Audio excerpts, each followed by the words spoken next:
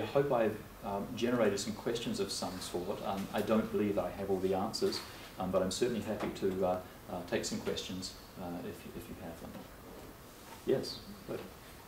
Is there any sort of a typical case for provisions for spousal hiring or accommodations? Like what can one expect to be on the table there? It really varies depending on the university. My university has I think a pretty good spousal hiring clause in the collective agreement. It has to be done as part of the hiring process, and there has to be a position that can be made available. So it may not be me that has a position made available, but I will go to the vice president and say, look, we need to try and make this work. Is there somehow we could do it? I also find that deans talk to each other a lot.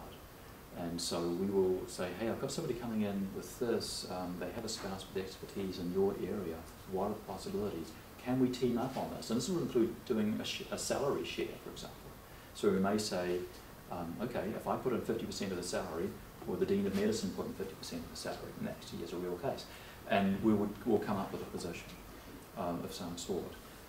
One would hope that it would be a similar position, say a tenure-track position. There are ways of coming up with shorter-term employment ones as well. It very much depends on the collective agreement and the ability of the university as a whole to create a position.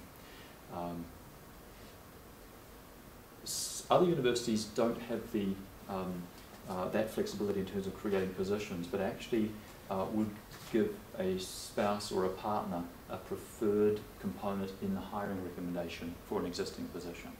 And that might be, say you've been hired into the position in Department X, there's a position in Department Y, and your partner applies for that, and he or she is listed, i.e. they are a listed candidate, they're a viable candidate.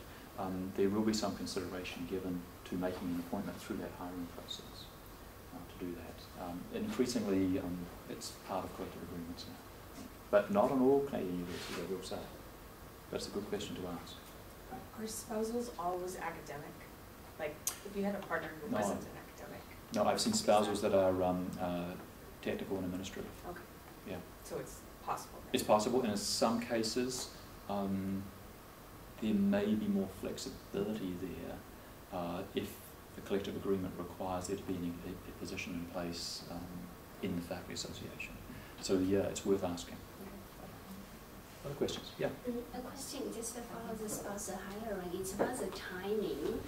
For example, if 2 PhD and for the partner, one partner gets a job in this year, but the partner will graduate in the next year or 2 years later, so it loses the chance to negotiate the spouse hiring, right? Because spousal hiring means both of you would go to get the job together.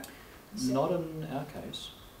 We would look at that. It would be simply that we're appointing you in year 1 and your partner in year 2. Indeed, there could be some advantage to that from the university's perspective, and that it may give us more time to actually get it all set up. The important thing is that the university would be making the commitment at time X. And so we would look at that. Essentially it will be a deferred appointment, but we would be making a commitment as part of a spousal hiring provision.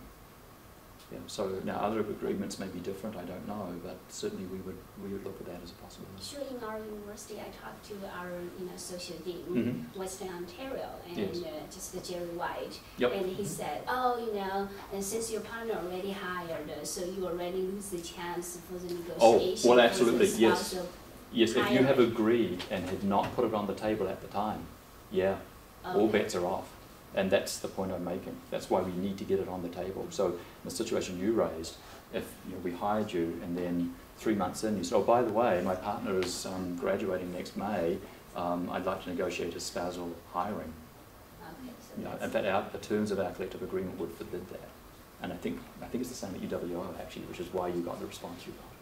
It has to be done at the time. It has to be part of a negotiation and that hiring process. We can't do a separate hiring once the process. hiring is done, then no. Yeah, at least in the collective agreements I've looked at. Now that doesn't mean that the university wouldn't look favourably on an appointment of a spousal appointment, but it wouldn't be a spousal appointment under the terms of the collective agreement.